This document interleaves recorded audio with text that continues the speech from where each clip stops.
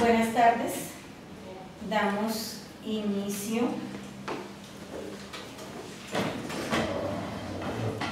a la presentación de la tesis doctoral de Doris Estela Tejada Fuentes, quien es bacterióloga y laboratorista clínico de la Universidad del Valle, especialista en Administración de Servicios de Salud, desarrollo empresarial de la Universidad de Antioquia, candidata a doctor.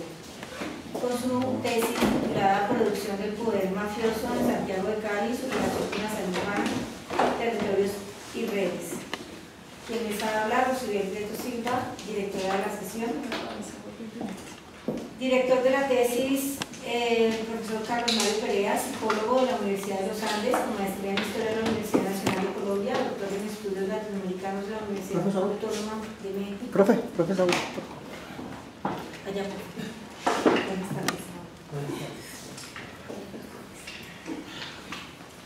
Director del Instituto de Estudios Políticos y Relaciones Internacionales y de la Universidad Nacional de Colombia. Los jurados son la profesora que se encuentra por la videoconferencia, la profesora Angélica Udal Martínez, licenciada en Ciencias Políticas de la Universidad Nacional de Colombia, maestría en Estudios de América Latina de la Universidad de Nueva York, doctora en Ciencias Políticas de la Universidad de Brown, profesora asistente del Departamento de Ciencias Políticas, Universidad de Massachusetts Lowell, Estados Unidos. Profesor Saúl Franco, que se encuentra presente, médico cirujano de la Universidad de Antioquia, magíster en Medicina Social de la Universidad Autónoma de México, doctor en Salud Pública de la Escuela Nacional de Salud Pública, Fundación Osvaldo Cruz, Río de Janeiro, profesor investigador de la Maestría en Salud Pública de la Universidad Santo Tomás de Bogotá. El tercer evaluador, que también se encuentra presente en la sala, Nilson Berley Betancourt, licenciado en Derecho por la Universidad Nacional de Colombia, especialista en Derechos Humanos de la Universidad Andina Simón Bolívar en Quito, Ecuador, con maestría en Estudios Interdisciplinarios de América Latina en la Universidad Libre de Berlín, Alemania, doctor en Geografía de la Universidad Federal Fluminense de Río de Janeiro, Brasil, profesor de Estudios Políticos de la Facultad de Derecho de la Universidad Nacional de Colombia. Entonces, una estudiante tiene 45 minutos máximo para hacer la presentación. Gracias. Bueno, buenas tardes. ¿Cómo están?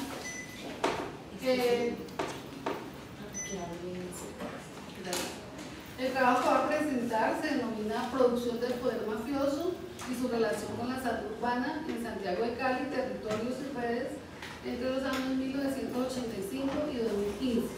El director de la tesis, el doctor Carlos Mario Perea.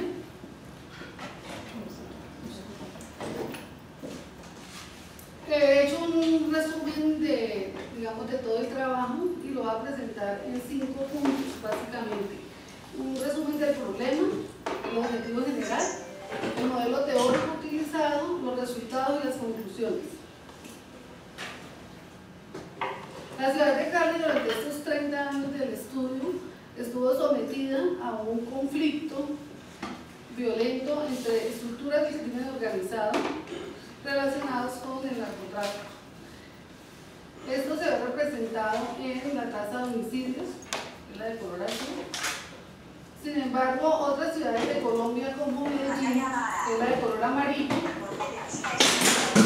también han estado en la misma problemática.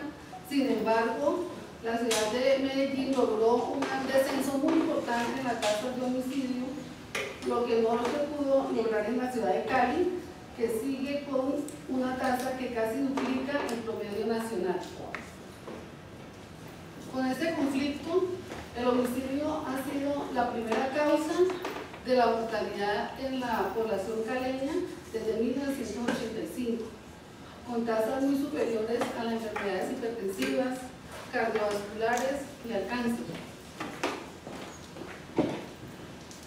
Este flagelo ha afectado principalmente a los hombres, en los cuales representa el 27% de la mortalidad y el 50% de la esperanza de vida. De los años de vida potencialmente perdidos, perdón. Con esto hay una brecha importante entre hombres y mujeres en la esperanza de vida de 8 años. Y Cali se encuentra ubicado en el listado de las 50 ciudades más violentas del mundo y es la primera ciudad de Colombia en este listado, en el año 2014. Por eso el objetivo que definí para esta investigación fue comprender la producción del poder mafioso en Santiago de Cali entre 1985 y 2015 y su relación con la salud urbana. Para esto utilicé un modelo teórico desarrollado por Jaime Brey desde la salud pública colectiva latinoamericana. Él desarrolló un modelo multidimensional para el análisis de la salud urbana compuesto por tres dominios. Él plantea que la salud es un proceso complejo, multidimensional y relacionado con diferentes formas de determinación y no únicamente la determinación causal como lo plantea el modelo hegemónico. En este modelo, el dominio general representa a la sociedad en su conjunto, el dominio particular a los grupos sociales y el dominio singular a los individuos. El dominio general determina el dominio particular y este a su vez al dominio singular. Sin embargo, él plantea que de abajo hacia arriba también se pueden producir procesos contracorrientes y al final todo esto es lo que determina la salud colectiva. Para la investigación que he realizado se ha enriquecido, digamos, este modelo utilizando las fuentes de poder social planteadas por Michael Mann, quien plantea que la sociedad, a través de la historia de la humanidad, el hombre ha construido básicamente 4 tipos de redes sociales, que son redes de poder económico, político, ideológico y militar. Y además se enriquece con el planteamiento del profesor Saúl Franco, quien plantea los contextos explicativos definidos como condiciones y situaciones que hacen posible y socialmente comprensible un fenómeno, en este caso el poder mafioso y la violencia. El dominio particular, para el ejercicio, para digamos, trabajar el dominio particular, hice uso del concepto de territorio desarrollado desde la geografía crítica, que es distinto al espacio físico. Este concepto está relacionado, también fue trabajado por Jaime Brey, pero él lo plantea como un metabolismo naturaleza-sociedad, es una implicación entre la parte del espacio, el poder y la sociedad. A partir de este metabolismo naturaleza-sociedad se desarrollan modos de vida, considerados por Jaime Brey como una realidad histórica y situada, a partir de la cual se desarrollan prácticas recurrentes que son los modos de vida. Este concepto de modos de vida es muy importante para el trabajo porque es un mediador entre los procesos sociales y los procesos individuales, como lo ha planteado muy bien Asa Cristina Laurel, que muestra cómo la salud es un proceso social, pero a la vez es un proceso biológico en el cual se desarrolla un desgaste muscular y neuronal y que puede ser positivo o negativo, es decir, puede ser dañino o positivo para la salud. En el dominio particular también fue enriquecido con el concepto de poder, trabajado como poder dual por Gramsci y ha sido utilizado por Carlos Mario Perea para el análisis de la violencia en varias ciudades de Latinoamérica. Ahora vamos a mostrar entonces los resultados. Los resultados también los he organizado, fueron organizados siguiendo el modelo como dominio general y dominio particular. Hay un capítulo dedicado a contexto sociológico y otro a redes de poder para el análisis del dominio general, y para el dominio particular entonces se analizan las instituciones de fuerza y consenso en la ciudad y los modos de vida en los territorios.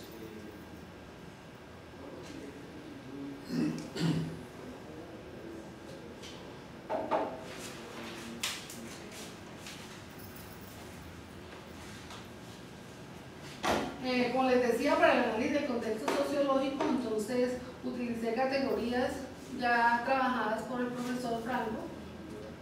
Y entonces, con relación a la inequidad en la ciudad de Cali, Cali es considerada la segunda ciudad ciudad más equitativa del país después de Medellín.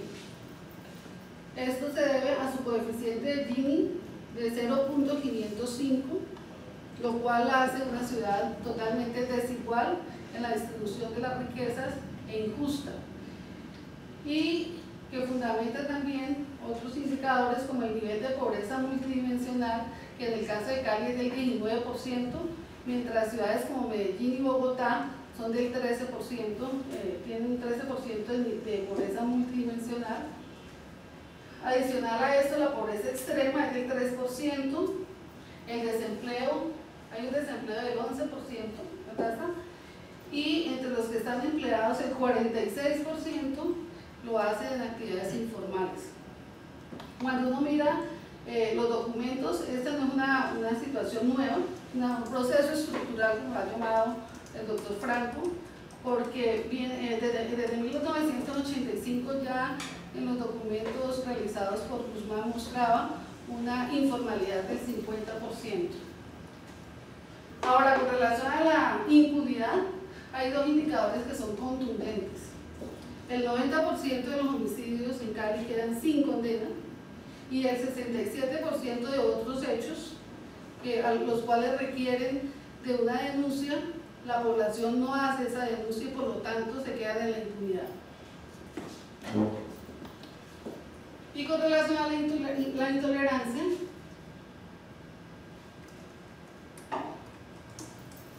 en Cali se han documentado procesos de estigmatización de población pobre y vulnerable y de otros grupos sociales y políticos, que van desde la agresión verbal hasta el exterminio social.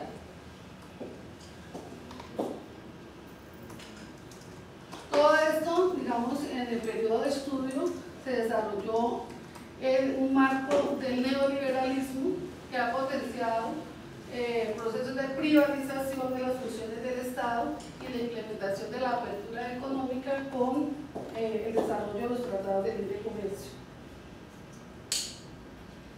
Ahora voy a entrar a trabajar las redes sociales, las 4 redes, que para el caso mío no fueron 4 fuentes de poder, sino que desarrollé solamente 3, las redes militares, las redes políticas y las redes económicas.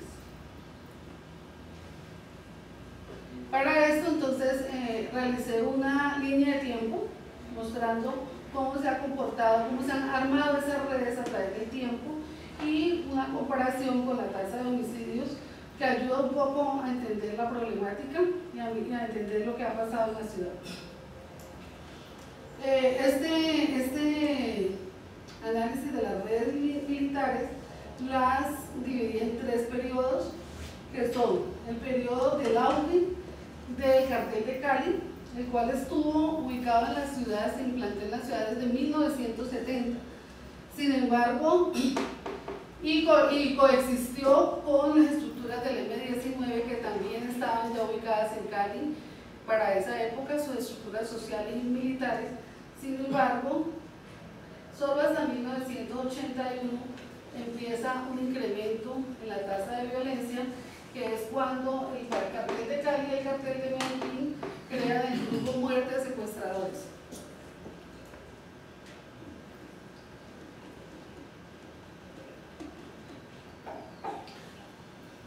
Paralelo a eso fueron surgiendo los escuadrones de la muerte, y es allí cuando empieza a incrementarse el homicidio con la ocurrencia de una serie de asesinatos que fueron exterminios sociales de grupos vulnerables como habitantes de calle, consumidores, delincuentes comunes y personas que pertenecían al M19.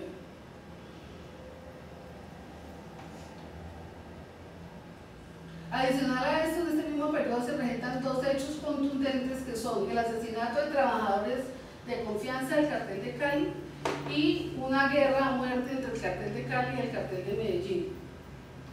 Simultáneamente, entre 1900 y 1994, en el gobierno de Gaviria, se produjo la política de fortalecimiento de la justicia, y con esto se genera una serie de capturas, delaciones y entregas por parte de la cúpula del cartel,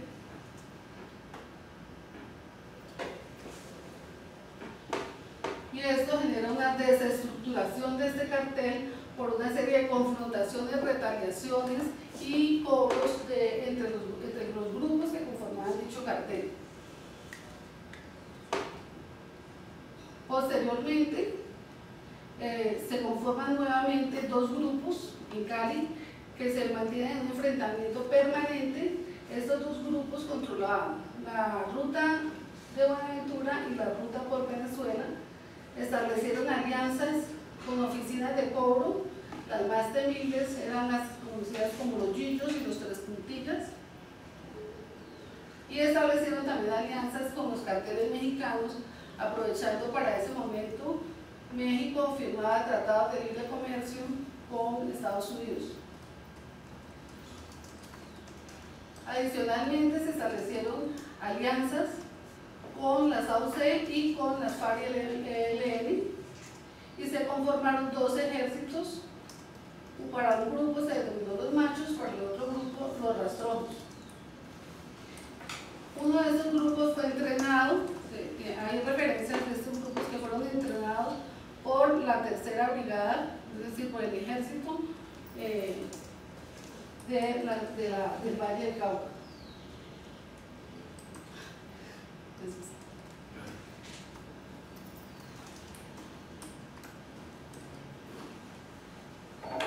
Este periodo de enfrentamiento entre estos dos grupos se ha conocido como el reinado de los guerrilleros. Sin embargo, posteriormente, en el año 2012, se encontró que ocurre una serie de capturas que muestran que realmente detrás de estos grupos había una cúpula, que era una cúpula invisible y que controlaba todo el negocio de las drogas en Colombia desde la ciudad de Argentina. Ese cartel se ha conocido como el cartel de los carteles y estaba conformado por exmiembros del cartel de Cali y del cartel de Medellín, y controlaban, como les decía, todo el negocio de las drogas, y eso explica un poco por qué ese grupo de los rastrojos estableció alianzas posteriormente con el grupo que controlaba la zona cafetera y con el grupo que controlaba el oriente del país. Para el año 2005 se produce en Colombia la desmovilización de los grupos paramilitares, y en ese momento se produce también una disminución en la tasa de homicidio importante en la ciudad de Cali. Esta disminución, las autoridades locales han considerado que es una victoria por parte de las políticas del gobierno municipal. Sin embargo, lo que se encuentra en los documentos es que en ese momento se produjo se les exigió por parte de los grupos paramilitares el cese de hostilidades a esos grupos del Valle del Cauca, y se debilita al grupo de los machos, que era apoyado por la SAUC, generando un fortalecimiento del otro grupo, que era el grupo de los rastrojos, y que para ese momento ya era dirigido por los COMA.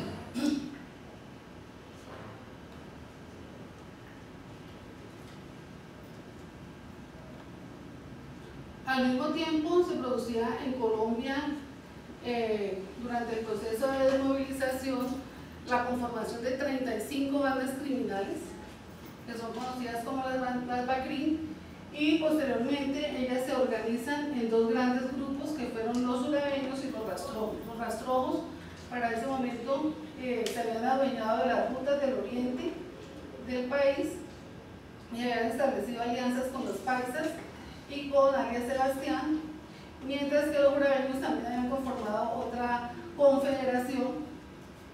Este momento es muy importante porque cambia la dinámica total de lo que estaba pasando en el suroccidente del país, dado que el grupo que había sido debilitado, que era el grupo de los machos, establece alianza con los urabeños, y los urabeños en ese momento ingresan al suroccidente colombiano, generando unas dinámicas muy críticas, digámoslo así, del conflicto en el suroccidente y por supuesto en la ciudad de Cali.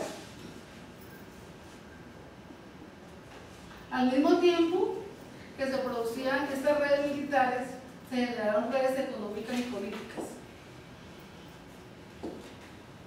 En el primer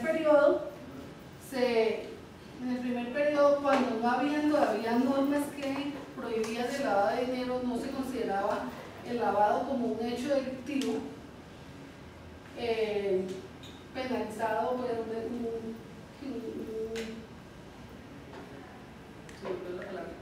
un hecho delictivo. Para esa época se calcula que ingresaban a la economía del Valle de Cali 600 millones de dólares, y a su vez los accionistas de otras empresas invertían en el negocio de la droga para luego reinvertir en la economía formal y en la política. En el segundo periodo, los datos muestran que hubo más inversiones en la banca internacional y en proyectos nacionales e internacionales, y en el último periodo una diversificación hacia la minería ilegal. Al mismo tiempo, se desarrollaron redes políticas que se pueden evidenciar con el proceso 8000 y con el proceso de la parapolítica, donde hubo muchas capturas de los políticos del Valle, y que esto afectó notablemente a la salud urbana. Específicamente en Cali, por ejemplo, afectó muchísimo el Decreto Nacional 2535, emitido en 1993, el cual permitía el uso de armas a la población civil en un momento en que la ciudad de Cali tenía una tasa de 120 homicidios por cada 100.000 habitantes. Igualmente, en el momento de la parapolítica, las campañas políticas financiadas por estos grupos permitieron la ubicación de personas claves en todo el estado caleño, y generó un acceso a los recursos de contratación, generando crisis en varias instituciones de la ciudad, como la alcaldía, Cali, Cali Salud, que entraron en crisis y algunas en procesos de liquidación. En el tercer momento, se produce la tercera generación de la parapolítica, y específicamente en la ciudad de Cali se produce, digamos, uno de los problemas que hubo con el tema de la contratación fue el desfalco que se produce a la educación caleña cuando se apropian de los recursos de la ampliación de cobertura. Un grupo de concejales fueron involucrados y un grupo de rectores. Todo esto pues ha afectado notablemente la salud de los caleños. Ahora, con relación al dominio particular, se realizaron expresiones duales del poder mafioso en sus expresiones de fuerza y consentimiento. En las expresiones de fuerza se identifican los organismos de las estructuras criminales en los barrios, el uso de armas por parte de la población civil y una serie de procesos de victimización. Y en el tema del consentimiento, la provisión de bienes comunitarios, la protección y mediación de conflictos y los proyectos sociales financiados por estos grupos, al igual que celebraciones. Miremos lo de consentimiento. La provisión de bienes comunitarios, se identificó en algunas entrevistas la presencia de hombres que se dedican exclusivamente a la búsqueda de desplazados y los ubican en inquilinatos o en asentamientos subnormales, y posteriormente los someten al desarrollo de actividades ilegales, afectando obviamente la salud mental y la salud laboral de estas personas. Adicional a esto, se ha fomentado de una manera casi generalizada en la ciudad un sistema que se llama el crédito gota a gota, el cual es controlado por las oficinas de cobro. Estas oficinas mandan inicialmente a cobrar dinero a jóvenes, digamos jóvenes con moto que contratan, pero posteriormente están contratando jóvenes armados que utilizan estrategias de coacción para hacer los cobros a las personas que se quedan atrasadas. Esto aparentemente está solucionando un problema, digamos, de afluencia económica a aquellas personas que no pueden acceder al sistema legal, ¿cierto? Pero a la larga lo que está generando son problemas de salud mental porque terminan victimizados por parte de esos cobradores. Otra expresión de consentimiento y muy generalizada en la ciudad es la vigilancia comunitaria. La vigilancia comunitaria es una estrategia consensuada entre los jóvenes de las pandillas y las comunidades que deciden apoyarlos, especialmente cuando ellos han desarrollado procesos de resocialización, inclusive apoyados en muchas ocasiones por proyectos estatales. Sin embargo, después de que, digamos, se hacen un acuerdo y las personas dejan de pagar o simplemente deciden no volver a hacerlo, empiezan a ser extorsionadas, amenazadas y muchas veces terminan sacándolos de la zona donde viven.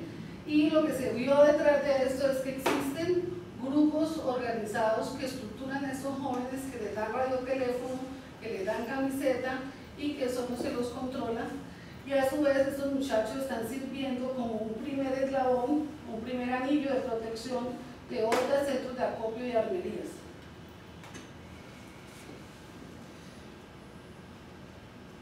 Finalmente, en el tema de consentimiento se pudo identificar la financiación de celebraciones conocidas como afrorrumbas, mix party o las celebraciones de fútbol. Estas celebraciones facilitan el vínculo entre la comunidad y las organizaciones del crimen, son aprovechadas para el reclutamiento de los jóvenes y también son aprovechadas para la ampliación del microtráfico.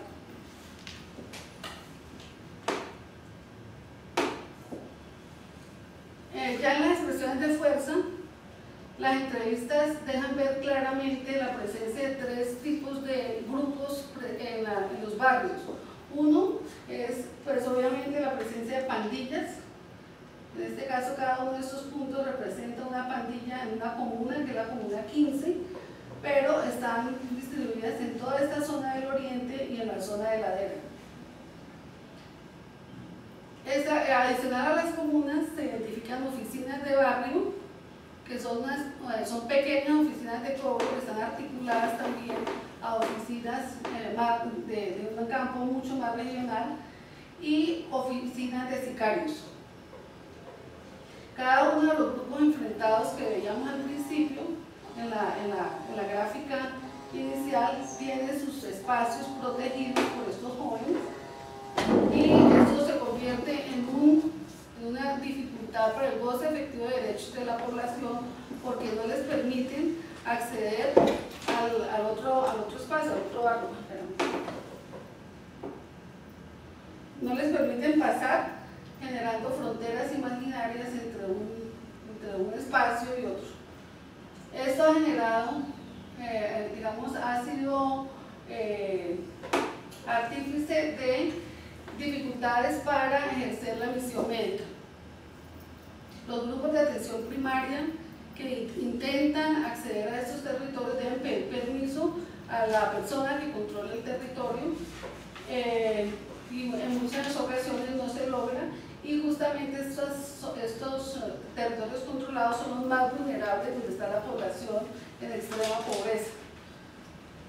En muchas ocasiones también estos grupos impiden la prestación de los servicios de urgencias, la atención de las ambulancias, y se han inclusive tomado instituciones de salud cuando no atienden rápidamente o cuando están atendiendo a una persona del grupo contrario. Esto conlleva también al reclutamiento de menores, lo cual se hace a través de dos estrategias: una estrategia de persuasión y una estrategia de coacción.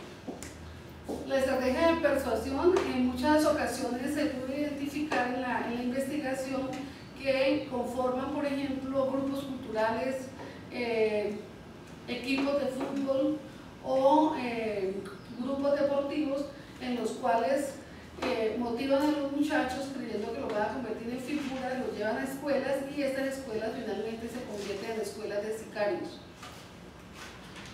Cuando los jóvenes que están en las esquinas no acceden a pertenecer a estos grupos, son coaccionados y finalmente aparecen posteriormente panfletos en donde aparecen sus nombres y los jóvenes o deben irse del barrio o deben acceder a pertenecer a las estructuras. Aunque no hay una magnitud, una dimensión, esto no se ha medido qué tanto se da el reclutamiento de los menores en la ciudad de Cali. Una medida indirecta de esto puede ser las capturas que se hacen de los menores de edad. En el año 2014 se hicieron 1.604 capturas, de las cuales el 21% fue por tráfico de armas, el 15% por estupefacientes y el 5% por homicidio. Estos son considerados una de las peores formas de trabajo infantil y, a mi parecer, es, digamos, una de las posibilidades que tiene la salud pública para intervenir desarrollando redes de protección para esos menores de edad.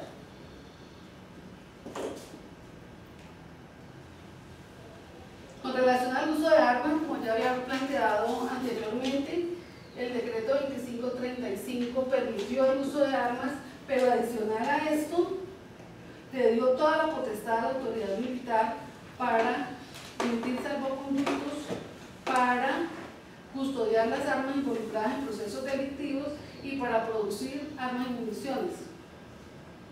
En Cali en este momento circulan 100.000 armas de fuego, se calcula, es un cálculo que se ha hecho en algunos estudios, 100.000 armas de fuego entre la población civil. Y en 10 años se han incautado 34.876 armas.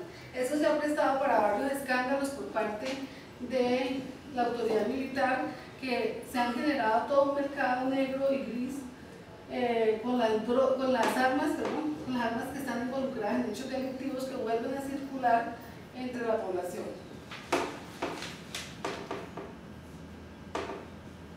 Otra expresión de fuerza importantísima para mostrar la presencia del crimen organizado es el sicariato. El 40% de los casos de homicidio en Cali son sicariato, según datos de la Policía Metropolitana, y durante todo el periodo de estudio también se han presentado masacres. Por lo regular estos casos, tanto los sicariatos como las masacres se presentan en el espacio público. Esto hace transformar la forma como se vive en la ciudad y la forma como se restringe. De esta manera se está restringiendo el uso del espacio público, la libertad de movimiento, el goce de los derechos. Además, porque muchos de estos casos van acompañados de otras expresiones de crueldad, como el desmembramiento, la decapitación, la desintegración de los cadáveres, el uso de formas de pique, la asfixia mecánica, etc. Eso puede hacer mucho más crítica la expresión y los miedos que genera de la población. Con todo esto, en Cali se viene presentando un incremento en el desplazamiento de la población. Es decir, Cali se ha convertido también en una ciudad expulsora.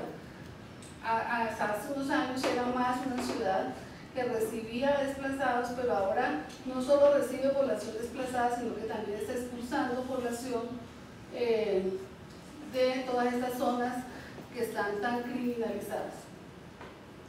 En el registro oficial de víctimas se encuentran 14.000 casos de personas expulsadas de la ciudad, las cuales en sus estudios, en sus apoyos psicológicos, los apoyos psicológicos que reciben, muestran cómo son afectadas por trastornos ansiosos y depresivos, son afectadas por duelos incompletos, especialmente porque casi siempre quienes afrontan estas situaciones de desplazamiento son las mujeres que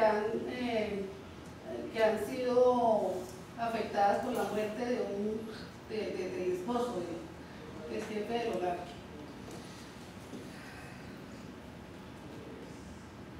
Finalmente, mostrarles que este problema no está distribuido de manera homogénea en la ciudad, sino que se concentra en algunos territorios. Hay barrios, 20 barrios que concentran el 30% de los homicidios y se ubican en el oriente, la zona de ladera y en la zona centro de la ciudad, y esto ha permanecido así durante todo el periodo de estudio. Aquí hay una gráfica que muestra la tasa de homicidios de estas comunas donde se concentra el homicidio y que duplica el promedio de la ciudad de Cali. Por esta razón, entonces, se dividió, digamos, para hacer el análisis de los territorios, se dividió la ciudad en la zona de ladera, que es la zona sur, el corredor norte-sur, y la zona centro, donde se ubican las plazas de mercado, y por último, la zona oriente, conocida más como el distrito de Agua Blanca.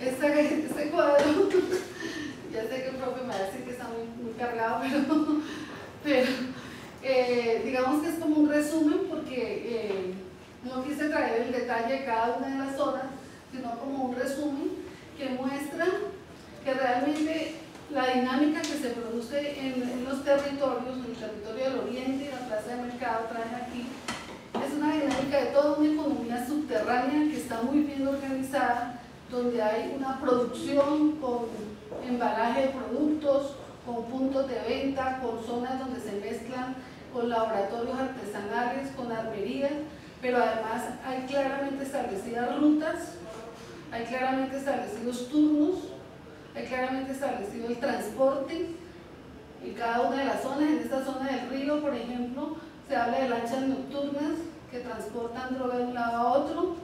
En otras partes se habla de cabalgatas que después de que llegan a la ciudad se generan cabalgatas en esta zona y en esta zona de ladera. Y esto es, digamos, acompañado de grupos de encapuchados que hacen acostar a la gente para que no participen o no estén observando la cabalgata nocturna. Camiones que transportan droga de las plazas de mercado hacia diferentes rutas, carretas de reciclaje, también se mencionan. Hay todo un sistema de impuesto, tanto un sistema de impuesto ilegal por parte de los grupos que controlan, digamos, la zona, como por parte de la policía. En todas las zonas se identificó esto. También hay un sistema de bodegaje, se habla de caletas subterráneas en los asentamientos, y también las casas de las cuales despojan a la población son utilizadas también como casas de bodegaje o casas para las oficinas de cobro. Se habla de bodegas en las plazas de mercado y centros de acopio, y se habla de todo un sistema de protección conformado por anillos apoyados por campaneros, pandillas que tienen su santo y seña o que tienen radioteléfono.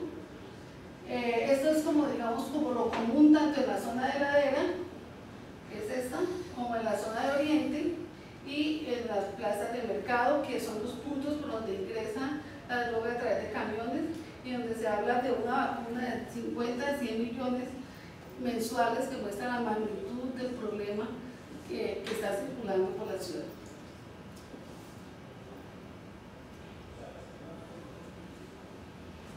Como conclusiones,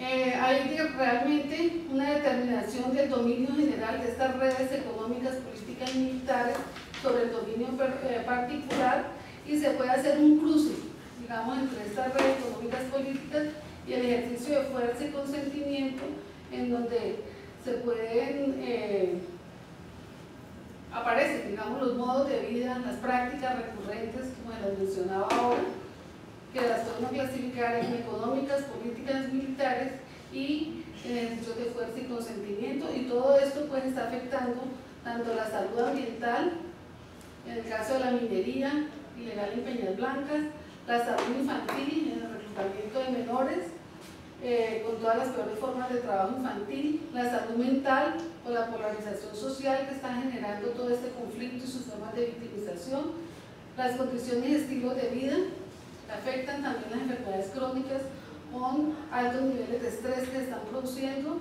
y la salud laboral, que como veíamos en un principio, es un poco cuando ya uno entra, digamos, en todo el trabajo, entiende por qué el 46% de la población está dedicada a actividades del trabajo informal que se combinan y se confunden con todas estas formas de ilegalidad. conclusiones, ¿cómo nombrar esto? Eso fue una discusión muy importante que se dio en el transcurso de todo el trabajo, porque ¿es un conflicto violento solamente? ¿Es suficiente hablar de conflicto violento para mostrar toda esta problemática? Siento que hay todas unas redes políticas detrás de esto que están involucradas y que están, digamos, encabezando que se desarrolle toda la problemática. Hablar de poder mafioso, digamos que para el trabajo fue muy importante y al final se toma esa decisión de hablar de poder mafioso porque el primer nombre que se le dio al trabajo en el proyecto fue conflicto violento. Se hablaba de conflicto violento, pero cuando uno empieza a entrar en toda esta dinámica se da cuenta que esto va mucho más allá, que el conflicto violento es simplemente un síntoma de toda una dinámica mafiosa que hay en la ciudad. Era importante entonces posicionar, dejar visible cómo los grupos criminales han posicionado en el Estado, en un Estado que es heterogéneo, han posicionado sus cuotas para luego generar, digamos, réditos, tanto en la parte de la impunidad como en la parte de cooptar los recursos del Estado, de un Estado que dista mucho de ser un Estado regulador, ordenador y benéfico. Por otra parte, digamos, una conclusión importante para mí es la combinación de autores permitió profundizar un poco más en lo que Jaime Oreille había planteado en el modelo de salud urbana. Es un modelo multidimensional, pero le faltaba, digamos que le faltaba la carne para uno poder utilizarlo para el análisis de un problema tan complejo como la violencia. Entonces, la articulación de todas estas otras teorías fue, yo creo que, fundamental para poder utilizar el modelo y creo que lo enriqueció. Por otro lado, digamos, un cuestionamiento que yo me he hecho con relación a la disminución del homicidio. Hubo periodos en donde estaba presente el cartel de Cali, estaba presente el M19 y no había un incremento del homicidio. Como les decía, realmente son esos grupos de protección que nos hablan que son los grupos de protección mafiosa, realmente lo que le da el contexto de mafioso, lo que hace que se incrementara el homicidio en la ciudad. Sin embargo, hay un cuestionamiento: ¿son logros del Estado cuando se disminuye el homicidio o son acuerdos mafiosos como se vio en el periodo de 2005, justamente en momentos de desmovilización paramilitar? Entonces quedan como esas preguntas ante la complejidad de este problema. Otra inquietud, digamos, con relación a los autores revisados: algunos autores hablan de inequidad, mientras que Duncan, por ejemplo, habla de malestar social, que detrás de la inequidad lo que hay es un malestar social. Sin embargo, lo que yo concluyo es que finalmente el malestar social y la inequidad se han convertido en una oportunidad para lograr una permanencia de las estructuras criminales en los territorios, porque están llenando un vacío que ha dejado el Estado. Y me pregunto también si esos procesos contracorriente que pueden surgir de abajo hacia arriba, desde estos grupos sociales que están permeados por estas estructuras, no son más bien procesos malsanos y no van a ser nunca procesos de emancipación.